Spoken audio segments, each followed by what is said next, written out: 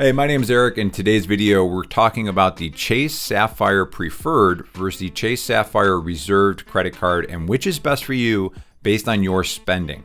So what we're looking at right here is a Google Sheet that I have created for you. And the reason I created this is it's really complicated when you're comparing even just these two credit cards, let alone all the different Chase credit cards available to you. And that's because there's different annual fees, different multipliers as far as Chase Ultimate Rewards, and then different categories of spending and what kind of rewards you'll get for it. So the way that this Google Sheet works, and there is a link in the description below for this Google Sheet, you don't have to opt in for anything. You just have to click the link and open it up. The only thing I ask is when you open it, you have to make a copy of this so that you can edit these 4 cells. If you don't make that copy, you can't make the edits and you can't see how this applies to your specific spending. So once you enter these 4 cells of information, this whole sheet is going to populate, and you'll see in rows or columns F and G, that's where you're going to see what your take home is, your net rewards at the end of the year and years going forward based on this spending. What I'd recommend for this is if you don't know what your spending is based on different categories, is get hooked up with a tool like Personal Capital, which has a budgeting feature built in, which is going to allow you to see like what you're spending on your flights, travel, and different things like that. So in this particular example, we're talking that we spend $40,000 a year on the credit card, $4,000 to dining, $2,000 to flights, $15,000 to hotels and cars, and $19,000 other. So maybe in this particular case, this person drives a lot, so they don't get a lot of flights, but they do spend a lot on hotels and car rentals. So when you take a look at the final data, the way that this works is that there are different multipliers based on the category. So you can see in this particular case, the Chase Sapphire, you actually have double the amount of points when you're in the flights category of expenses. So in this particular case, this is what your gross amount of points look like at the end of the year. If you were comparing it to other categories where it's more of a cash back, you'll see this mentioned in dollars. But this is gross, and we want to know what is the actual take home of this particular credit card. So what I did is I took this information, I kind of just copied it into row 14, and then row 15 here is taking a look at the Chase Ultimate Rewards multiplier. As you know, if you've done any research on this, with the preferred card, you get a 25% multiplier on any rewards points for travel that you book through the Chase Ultimate Rewards program. So what that is you log into the portal, and then that's managed by Expedia.com. And when you use your reward points to book travel through the Chase Ultimate Rewards program, you're going to get 25% more on your points with the preferred card, but with the reserved card, you get 50% more.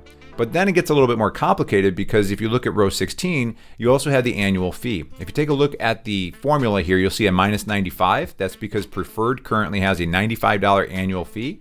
And then on the preferred or reserve, it's a $550 annual fee. And I believe it's another $75 if you have other registered users. So if you had 2 other registered users on that card, it'd be $150 extra a year.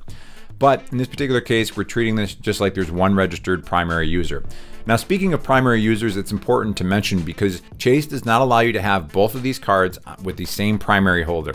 So it is important that you're doing your research to figure out which card makes sense for you. Now, if we go down a little bit further here, this row right here is automatically calculating your 3-month gross average spending. And that's based on this number up here, and this is calculated right here.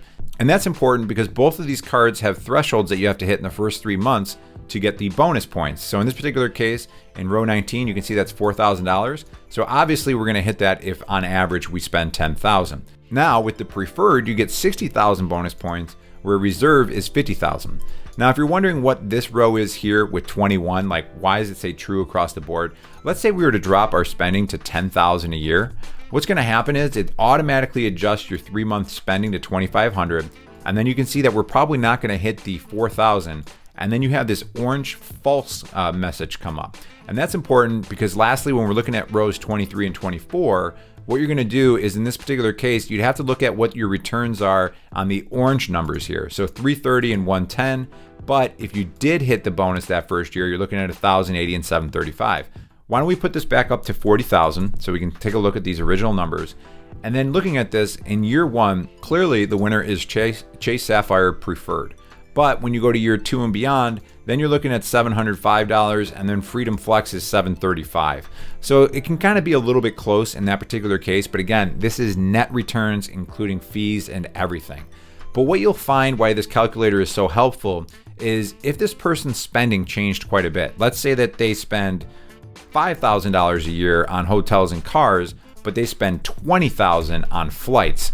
So just like that, the numbers at the bottom here flip quite a bit. And the reason for that is reserved has double the amount of points when you're talking about flights. And now you'd be looking at over $3,600 of reward points from Reserve, and that is factoring in the Chase Ultimate Rewards 50% multiplier compared to $23.55. Then when you're looking at the years beyond, it's a no-brainer that the Chase Sapphire Reserve is the right card to use. So what I would do after this, if you're interested in getting set up, is you can go directly through the Chase website, or you can go through a site called cardratings.com, which I will have an affiliate link for in the description of this video. The reason I like this is if you go to the site here, you can compare cards and you can look at all of Chase's cards and just see them all lined up and see what they look like. But the reason I made that Google Sheet is everything you just saw. Like, it depends on how you're spending money in different categories. But if you end up applying for, let's say in this particular case, we're looking at the preferred card, the way it would work is it'll open up here and you'll see now that we're on the Chase credit card site. And everything is exactly the same. 60,000 bonus points after you spend $4,000 on purchases with a $95 annual fee. All the promotions are exactly the same. So in this particular case, you will be charged the exact same, but I will receive a commission if you use my link, which helps to support my research, as this silly spreadsheet took me about 20 hours to put together. Now, I can't remember if I put this tab in the video so far, but what this is I took all the different categories. So if you're interested in like what the APR is or what the rewards, foreign transaction fees, all of that for all these different cards is in this tab as well. Another thing worth mentioning is with Chase, you can transfer points from one card to another. So if you do have a Chase Freedom Unlimited or Flex card already, and you do open up one of these preferred or reserve cards, you're able to transfer all those points over, and then you can take advantage of the multiplier in the Chase Ultimate Rewards program. And that makes for a nice segue, because the video on the screen that you can see right here is going to be a deeper dive into the Chase Ultimate Rewards program, so you know exactly what you're getting into and what's available with that. All right, guys, I'm going to catch you in that next video. And again, thank you for using my links in the description below and supporting my YouTube channel.